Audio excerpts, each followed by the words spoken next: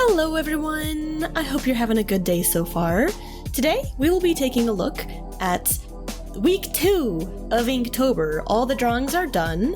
I would hope so, because it's currently November 2nd as I'm recording this. So I'm a little behind with the videos, but hey, let's not delay. Let's get right into it, shall we? Okay, so for day, what is this? Day 8? The prompt for day 8 is Ghost King or Queen, and I didn't have any grand and wonderful ideas for this one. I essentially just decided to draw a throne with a majestic looking ghost sitting in it and a crown on their head. It's pretty basic, really, but you know, once again, with Inktober, you don't have to get fancy with it every single day, and I was trying to learn to be okay with that concept. It doesn't have to be fancy, it doesn't have to be this over-convoluted thing. Like, if I want to just draw a ghost chilling in a throne, I can do that, and that's okay. So that's what I did here. As you can see, I'm just sketching it out with the old reliable pencil. It's a nice head-on, straightforward angle. I do like how the folds of this ghost turned out. I was trying to make it look like the ghost was crossing a leg, essentially, and I think I conveyed that all right. At the very least, it doesn't look weird to me. Smacked a little crown on the head. I don't really have much to say about this drawing. It's pretty basic. I put this little effect behind it with rays coming out of this circle, and I think that added some nice depth to the piece that it really needed. It just needed something, anything in the background. And I feel like that was a nice shape. As you can see, I'm using the Pentel brush pen again for the line art here. Old reliable. Oh, I guess, okay, Kiki.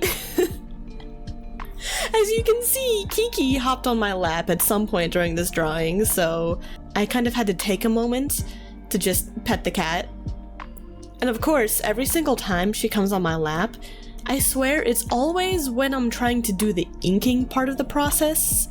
You know, the actual permanent part of the drawing. So it's a little inconvenient at times, but hey, pets are meant to be pet, what can I say?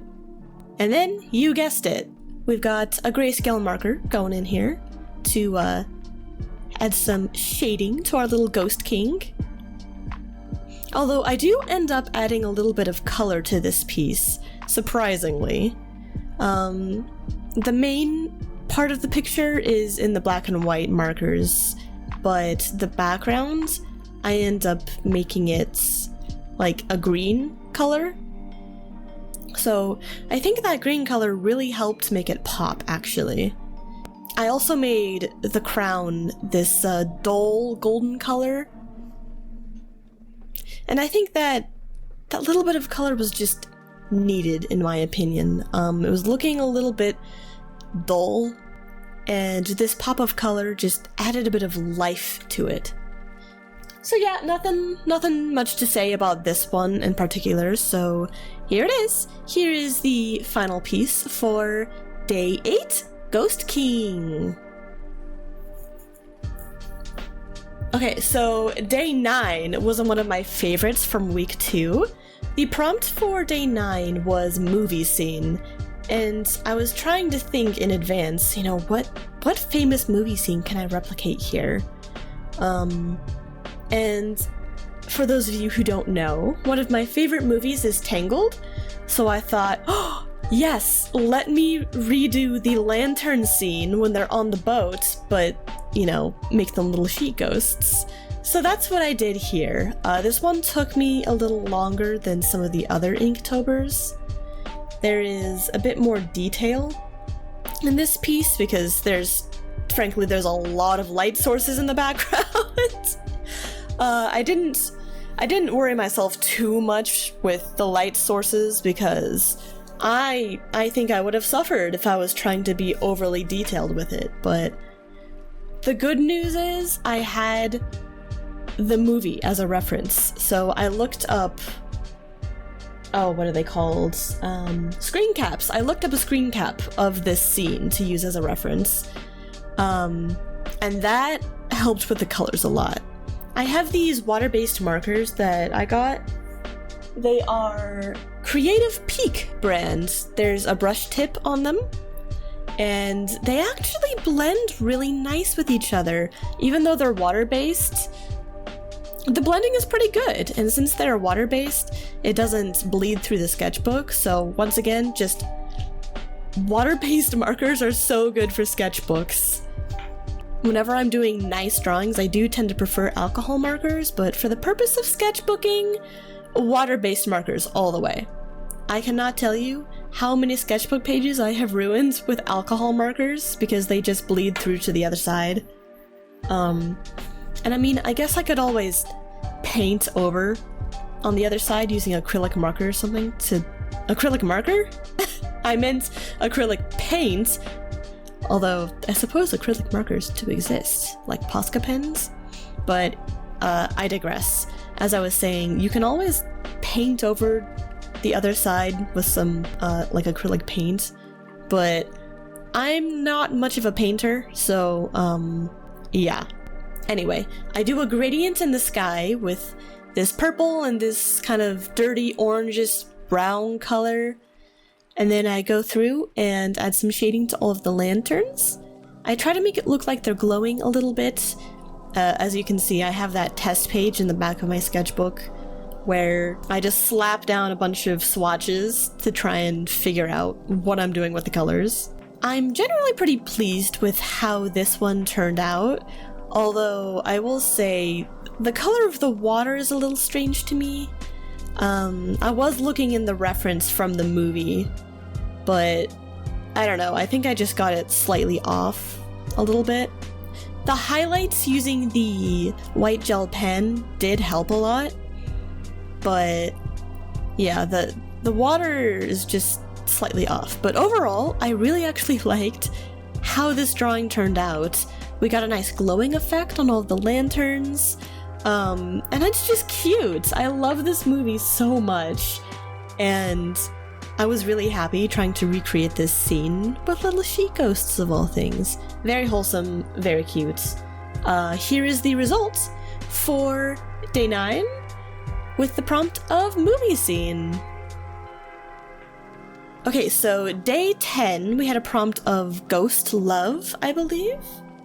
So I wanted to draw a little wedding scene. I thought that would be really cute, and you know, what better way to show love than through a little marriage? So here we are. I gave them a nice fancy top hat and a little flower bouquet. Yeah, I gave her a flower crown with a veil attached to it. Just pretty basic wedding attire. One thing I did like was how, for the female ghost, I made it look like she was wearing a nice dress, like the way it flows. It's a nice contrast to the groom there, how he has just an entirely different shape to his form. So it really solidifies the whole bride versus groom thing, I think. There's a nice little arch around them. I put a vine over it to add a little bit of decoration, and some flowers on either side of the aisle. And then I get to work doing the inking with a micron pen. Since some of the details in the flowers are a little bit tiny, yeah, the micron pen would be needed for that if you want that precision. The brush pen, as much as I love it, tiny details are a little harder to work with, so I opted for the micron pen with this one. This ruler was very helpful during this process, I must say.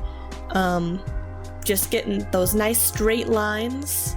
A lot of times I'm kind of lazy when it comes to the straight lines and I'll just eyeball it, but for this I was like, no, I'll get the ruler out, I'll, not be lazy. And I think it did pay off in the end. So after the inking is done, I erase everything with my little sushi eraser that I used for the entirety of Inktober, really. I used that sushi eraser the whole month. Like, it has been very reliable and trusty. And I go in with the grayscale markers once more. Surprisingly, after Inktober was over with, I do still have some of those markers left over. I was pretty sure I was gonna use them all up, but somehow, some way, I still have a few of them. But yeah, just going through trying to figure out where to place the different tones. Obviously, I wanted to have a dark background against the ghosts because the ghosts are such a light color and you need that contrast there between the two of them. So just filling everything in, and then I actually put a bit of color in this one as well. I have these little, it's like a fine point marker that I was using essentially. I put some green in there for the plants, just make it feel like it has a bit of life in it. And I also use the green on the vines as well behind them. And then I even go in with a little pink. So I make the flowers pink, and I also use that same pink to color in the hearts. I do a bit of cross-hatching here just to add some depth to it. Add in some stars, of course, because you need some stars for this nice romantic wedding. But yes, here it is in its completed form. We have day number 10 with Ghost Love. Okay, so day number 11, I don't have much to say about it. This one was one of my more simple Inktober drawings. The prompt for day 11 was the word masked, and I sat there forever trying to think about what I could do for this prompt, because the whole thing was I wanted to draw sheet ghosts, right? And I'm like, sheet ghost plus mask, how do I do this? And my brain just kept coming back to the concept of like a crow mask.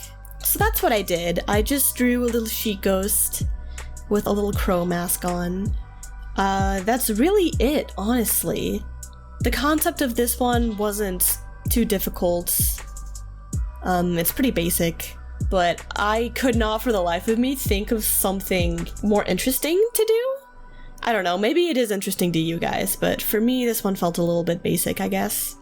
I went back to the Pentel brush pen for the line work on this one, since there's not really any tiny details, so let's get that line variation in there at the very least. Add some depth to this drawing. There is one thing I did like about this piece though, and it has to do with the background. So as you can see, I just put like a shape in the background.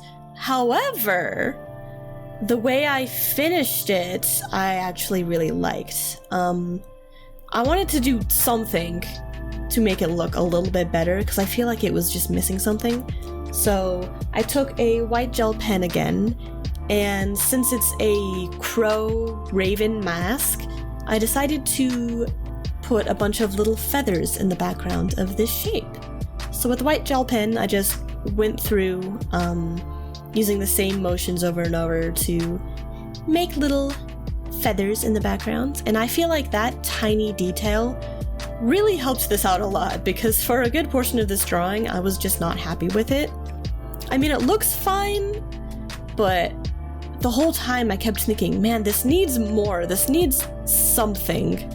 So I think the feathers in the background was that little piece that really just finished it for me.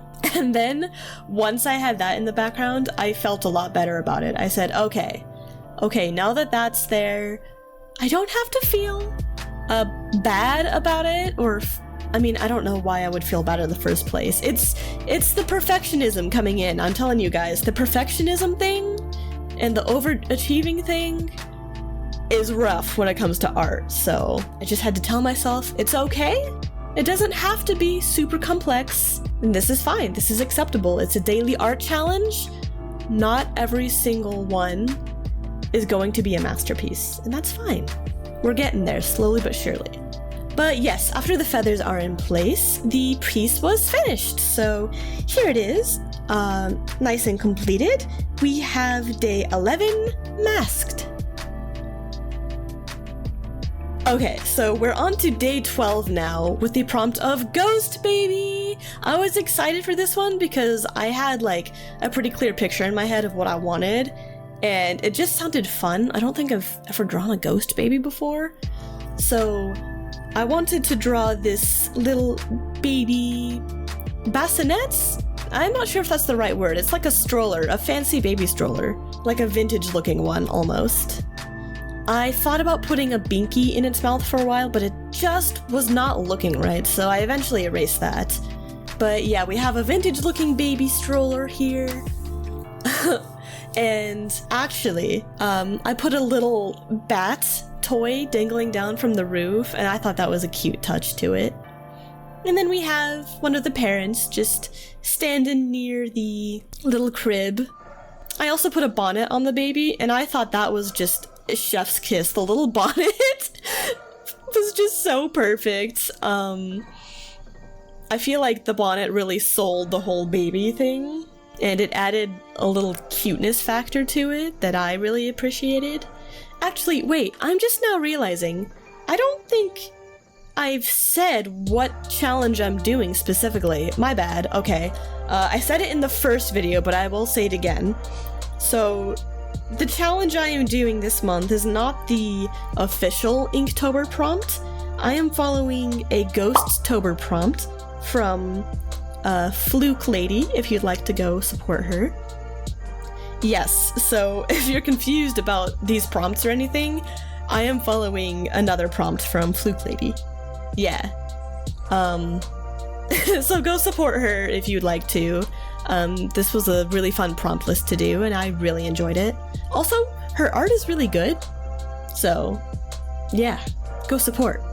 But anyway, back to the drawing. I used a micron pen to do the outlines because there was kind of a lot of small details in it, like mostly with the wheels and the stones on the pathway. So yeah, I just wanted to be able to have that detail put in place. Back at it again with the grayscale markers, I see. It's no surprise there, really. But I use just a pitch black for the gravel or rocky path, it seems. Which, it is good to include black if you're doing things in grayscale. It just gives it more depth if you go all the way to black, at least in a couple areas, because it helps you get that contrast. This was a little bit tedious, not gonna lie. Going in between all of the little stones, it kind of took forever. Like, it was a little tedious, but that's why I either put on like podcasts or YouTube or music in the background while I'm drawing. Just gives me something to listen to while I'm doing some of the more tedious jobs. The nice thing about the fact that the background of the paved road there was black was that when I went in to go color the stones, I didn't have to worry about going outside the lines because frankly, it was already blackened anyway. So it wouldn't have made that much of a difference if I went outside the lines. So that was pretty nice. I used a micron pen to add a bit more cross-hatching to it because I feel like it just needed a bit more depth and contrast that I wasn't getting. And I use a white gel pen to add some highlights to those rocks as well. And I feel like that specifically really helped it out a lot. And then I put a nice little pop of color in the background, a nice baby blue, fitting for the occasion.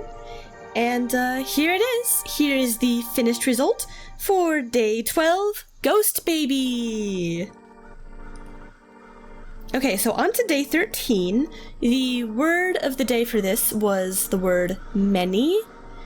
And with this one, I was like, okay, I'll just draw a million different ghosts, but how do I want to do that exactly? I wasn't really sure. So what I have here is a little jar, and it's just filled with a bunch of tiny little ghosts. It's almost like a pet ghost in a jar scenario. I think I even put a tag in there that says ghost in a jar, so it's almost like you can buy this at a shop. It's like, you know how when you're a kid and you buy those little kits of sea monkeys? Yeah, this is the same energy as that. You just buy a little ghost friend in a jar. Pretty cute. It was a bit of a challenge trying to figure out how to stuff this full of ghosts and have them all be going different directions and not pointing the exact same way. So it was kind of like playing Jenga, or more like Tetris, actually. It was like playing Tetris while trying to draw this, but we got there eventually. We did it. Oh, yep, and then there's the tag I was talking about. This drawing was kind of a simple one. It wasn't overly simple, but simple in concept. It was nice and just easy to draw. It wasn't a pain or anything, but here's the thing. It doesn't have to be a pain to draw to still be a good drawing. That's something I have to remind myself of sometimes. Have you ever seen the thing where it's like, it's a meme and there's a sign in a store that says art supplies and paints, but something is covering it and it says art supply and pain? Yeah. I'm convinced that that's how I feel about art sometimes. It's like, if I'm not suffering while drawing it, it's probably not a good drawing. And what kind of mentality is that, honestly? Art should be fun. So, yeah. Gotta get over that perfectionism thing. But we're working on it. One drawing at a time. So the background is pretty basic here. It's almost like I have it on a shelf or something. And then I paint the background this liquidy black substance just to make sure that the ghosts really stand out, once again, putting that contrast down. And then the cork in this little jar, I keep wanting to say paint it. I don't know why. It's not painting. I'm just putting down the color with a marker. But I use a gray for it. I go in and add a little bit of shading to all the tiny ghosts. And then we need a drop shadow for our jar, of course. Make it look a little bit more three-dimensional. One thing I did like was the fact that I used my gold pen for the ribbon around this thing. As you can see, it was acting like it was drying out, and I was really scared for a second. I was like, oh no, I do not have another art supply that mimics this at all.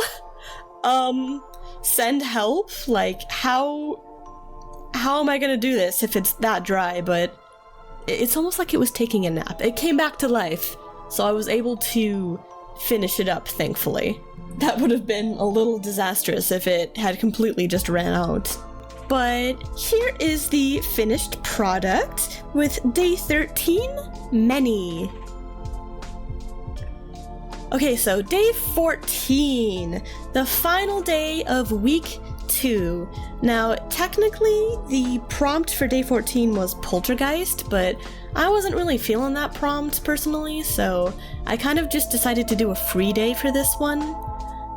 So what I ended up drawing is we have a little ghost, of course, holding a pumpkin with a little sun hat on, and it's like a harvest theme, essentially.